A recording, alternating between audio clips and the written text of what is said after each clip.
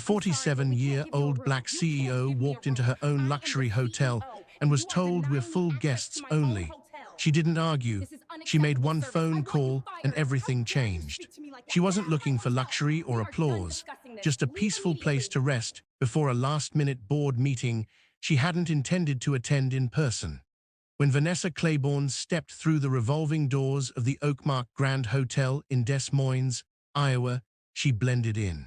No spotlight, no designer entourage, just soft-soled shoes, a pair of pressed slacks, a simple dusty blue blouse, and a canvas bag over her shoulder. Nothing about her screamed power, though she held more of it than anyone in the lobby. The woman behind the front desk twirled a pen between her manicured fingers, half glancing up with a trained smile, the kind you wear when you're about to deny someone politely. Checking in, Vanessa answered with a gentle nod. Yes, Claiborne. Vanessa's fingers moved across the keyboard, then froze. A pause. I'm not finding that name in the system. There's always a suite available under my name, Vanessa replied calmly. The woman's voice shifted. We are fully booked tonight. You'd need a confirmed reservation. Guests only. Vanessa glanced at the polished plaque behind the desk. Oakmark Grand, a Claiborne property. Her name wasn't just on the books. It was etched into the building itself. I am a guest, she said evenly, and I also own the hotel. The receptionist blinked, then smirked slightly, as if Vanessa had made a joke. You own this Oakmark? Vanessa nodded without flinching. The young woman reached for the desk phone. I'm going to get the manager. Please do. A few people in the lobby looked up. Golfers near the front window, a man in a blazer by the fireplace. The air thickened with that subtle tension, the kind where people think they know who's lying. A moment later, a thin man with a lopsided tie appeared, badge-reading Assistant Manager Neil Dorrance. He smiled with the kind of customer service charm that tried a little too hard. Good evening. Is there an issue with your reservation? She says she owns the place. The receptionist chimed in, louder than necessary. Neil hesitated, then looked back at Vanessa. I don't say, I do, she answered firmly. Vanessa Claiborne. My name appears on every investor update and board communication. There should be a room held under the owner's block. Neil adjusted his glasses awkwardly. One moment, please. He retreated toward the back, muttering into his walkie-talkie. Vanessa didn't move. She stood quietly near a marble column, hands still, expression unchanged. A security guard appeared near the elevators, another by the cafe area. Not aggressive but present. She saw it, felt it, that familiar sting, not just from being unrecognized, but being judged. Again, she could have pulled out documents, ID, even photos from the hotel's grand opening years ago. Instead, she stepped back and made one short call. Just 26 seconds, no outburst, no recording, no threats. She waited, not because she had to prove herself, but because the lesson was already on its way. She didn't have to explain much. She didn't even raise her voice, just gave her location, her name, and said, I've been denied access to my own property. I need this resolved immediately. And then she waited at the front desk. No stress in her voice, no demand for urgency, just calm certainty. Behind the counter, the receptionist pretended to stay busy, tapping at the keyboard like the system might magically validate her doubt. Neil returned shortly after, gripping a folder like it might protect him. Miss Claiborne, he said now with extra care, dragging out her last name like a lifeline. It looks like there might have been some confusion. We're just trying to confirm everything. Vanessa didn't raise an eyebrow. Take your time. I'm not going anywhere. Neil glanced toward the security guard who stayed rooted in place, unsure if he was supposed to intervene or apologize. Around them, the lobby was still. 3 women whispering by the window, a young man pretending to work on his laptop, the doorman suddenly uninterested in greeting anyone. And then she noticed it, the receptionist quietly scrolling on her phone beneath the counter, eyes flicking back and forth, likely Googling the name she hadn't believed. It would have been amusing if it wasn't so predictable. Vanessa had seen it before, people with a narrow view of what ownership should look like. To them, leadership wore a certain shade, carried a particular bag, moved with recognizable flash, and she didn't fit that mold. Brown skin, natural hair pulled into a soft puff, minimalist style, she never did match the image they had in their heads. What hurt wasn't the denial itself. It was that it didn't even surprise her anymore. It reminded her of another hotel years ago in Milwaukee. She'd just become VP, only 28, walking into a fancy lobby in shoes that hurt and a suit from the clearance rack. And security had tailed her like a thief until the CFO came downstairs to verify her existence. 2 decades later, nothing had really changed. Still standing in buildings she owned, waiting for someone to believe her. Her eyes scanned the room again. No one had apologized yet, no shift, just silence and sideways glances. Then came the soft chime of the elevator. 2 men stepped out, one in a tailored gray suit, the other in a company fleece. They weren't part of the hotel's day-to-day. They walked with urgency. Vanessa recognized both, Brent Kessler, regional VP, and Carlos Reno, district manager. The moment their eyes met hers, their faces shifted, panic replacing confusion. Brent wasted no time, bypassing the front desk entirely. "Miss Claiborne, we are so sorry. I just got off the call." Carlos followed, already pulling up details on his tablet. "We've handled the situation. Your suite is ready. 12V2 has been cleared. Transportation is prepped for tomorrow morning, and your standard welcome tray is being prepared." Vanessa offered the slightest smile. "Thank you," but she wasn't finished. She didn't move toward the elevator yet. She wanted to observe the receptionist who suddenly looked like she'd seen a ghost, Neil, who now stood stiff, shrinking under Carlos's quiet reprimand, and the entire staff realizing who had been in their presence all along.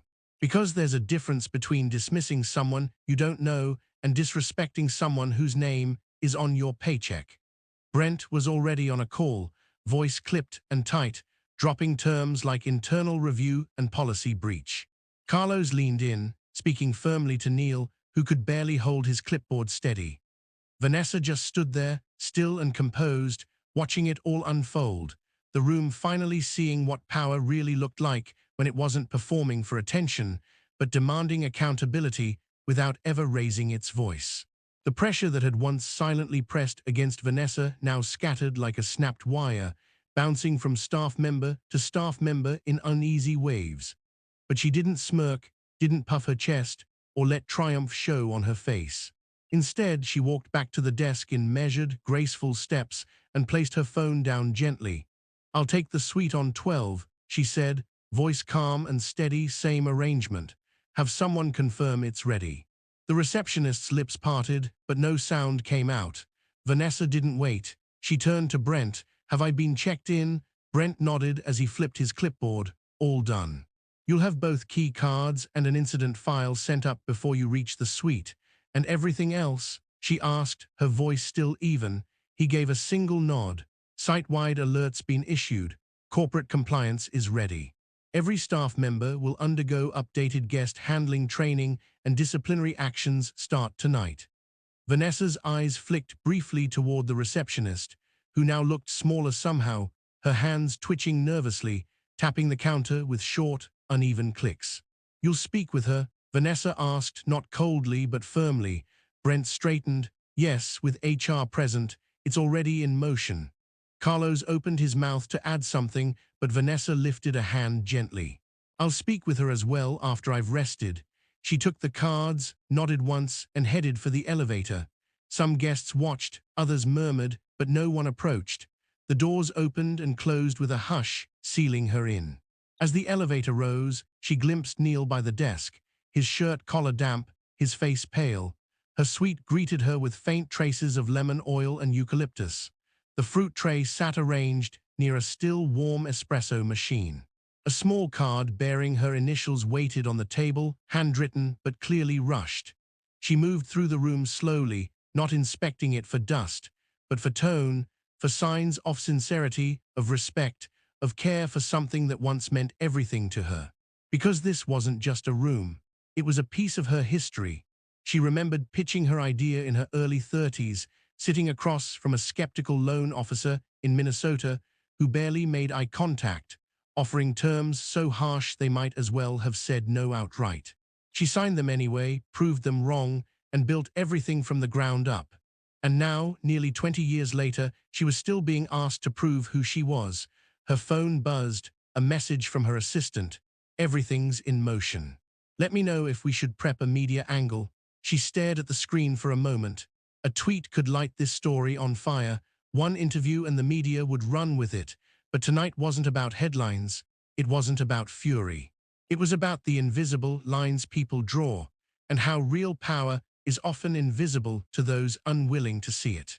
She sat at the edge of the bed, her hands resting together, listening to the distant sounds of the city, the low growl of a passing train, the occasional horn down on Grand Avenue, tires on wet pavement.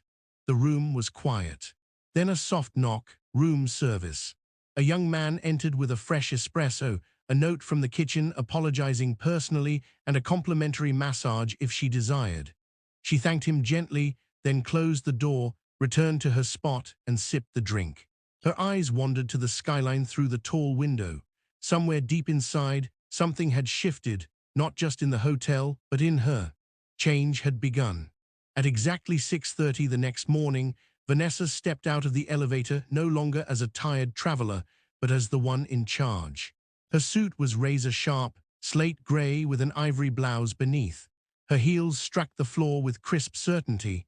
Her eyes held a focus that no one dared interrupt. The lobby had just begun to stir.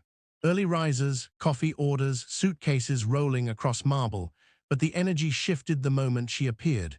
Conversations stuttered, staff straightened, because now they knew exactly who she was, and more importantly, she knew they did too.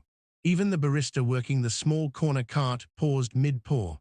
Brent and Carlos stood near the fireplace, 3 folders stacked between them, 2 untouched coffees growing cold at their side, both of them looking like they hadn't slept since the call. Vanessa gave a small nod and made her way straight to the executive conference room tucked behind the concierge desk. Brent followed silently, Carlos close behind.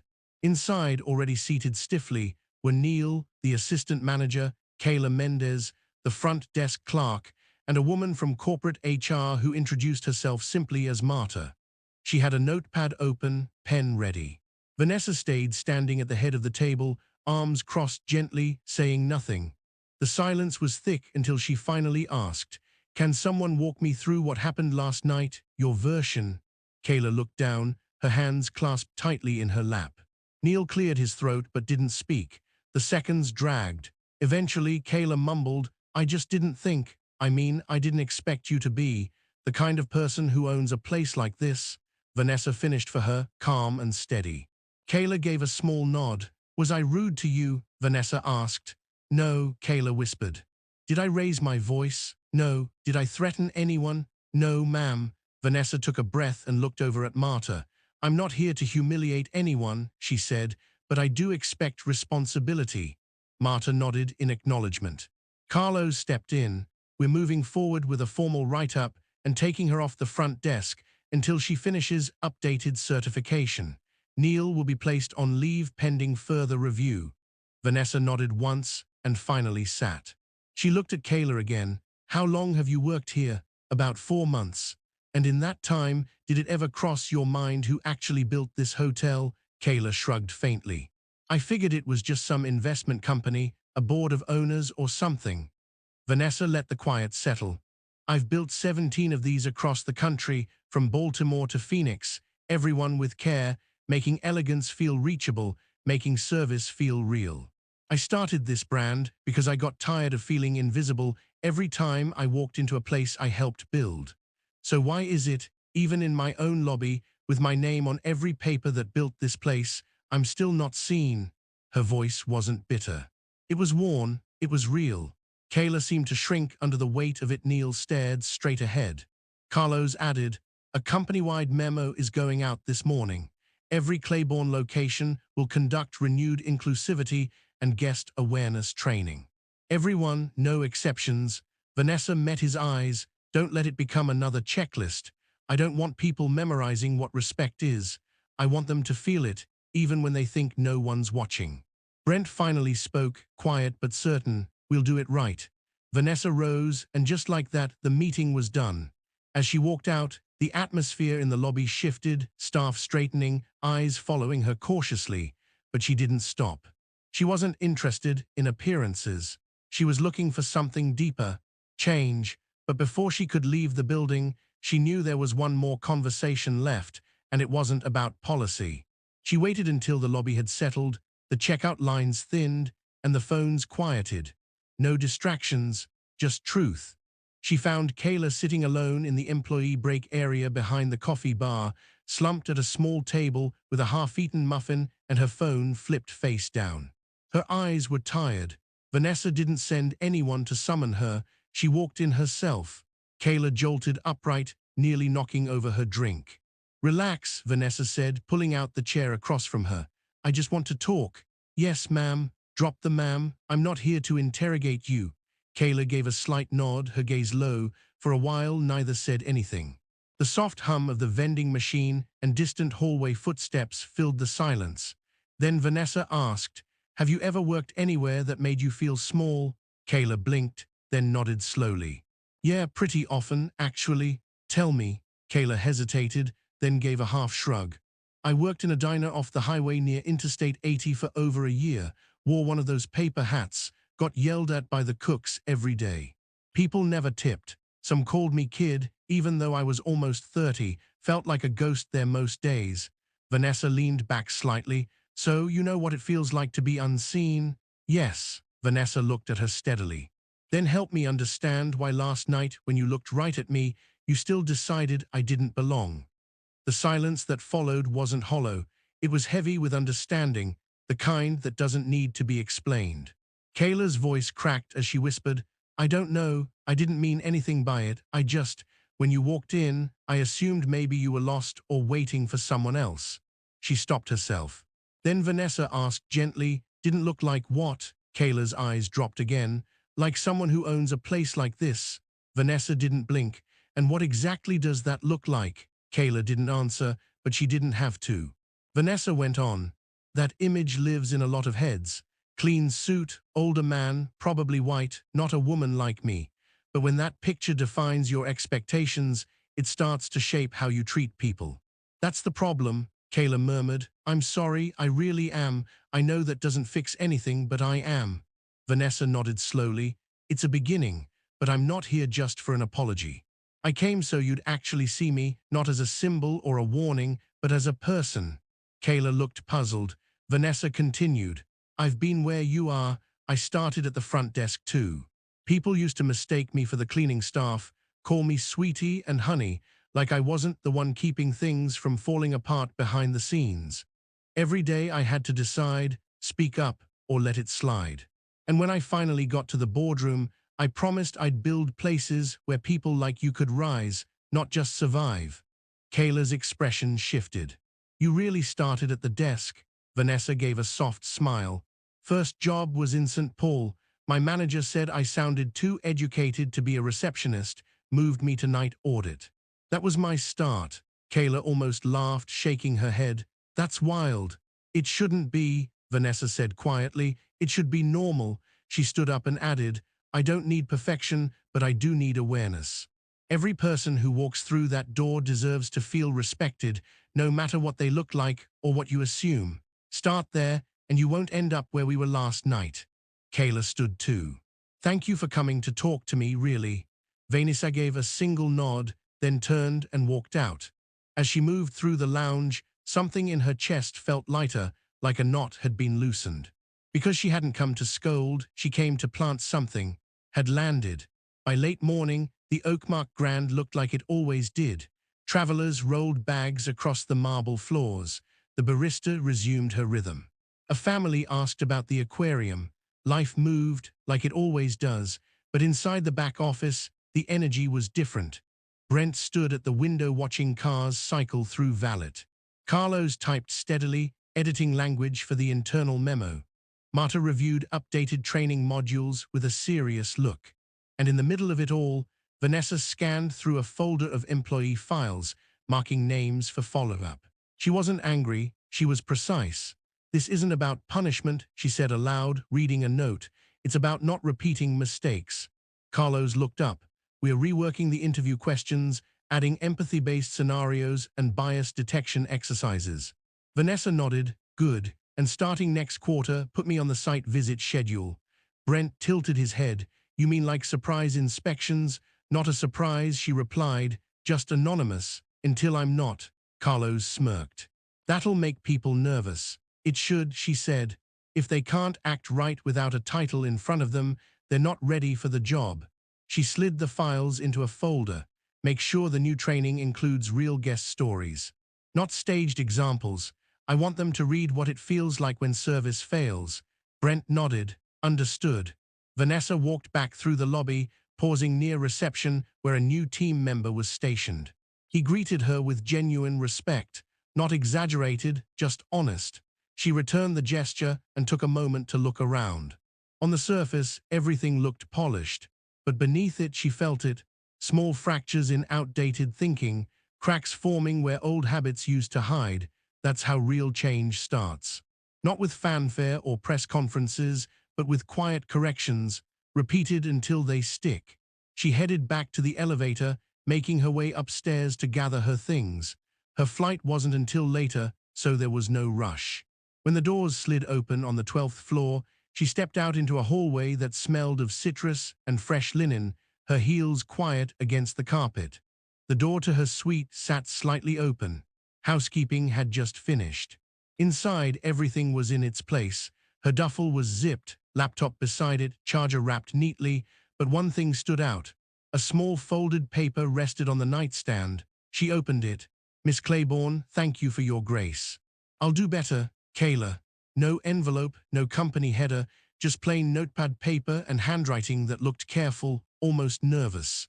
But it landed heavier than any polished email ever could. Vanessa folded it once and slid it into her bag. Downstairs, a car was waiting curbside. The same doorman from the night before opened it with a genuine smile. Safe travels, Miss Claiborne. We hope to see you again. She met his eyes. You will, and as the vehicle pulled away from the entrance, she didn't glance back. She didn't need to, because she wasn't leaving behind clothes or luggage. She was leaving behind the weight of being underestimated, of having to explain what she'd already earned.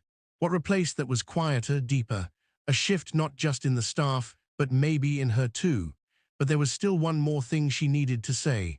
Not to the hotel, not to Kayla, not to Neil. This message was for every person who's ever had to stand in a space and convince others they belonged. The ride to the airport was quiet.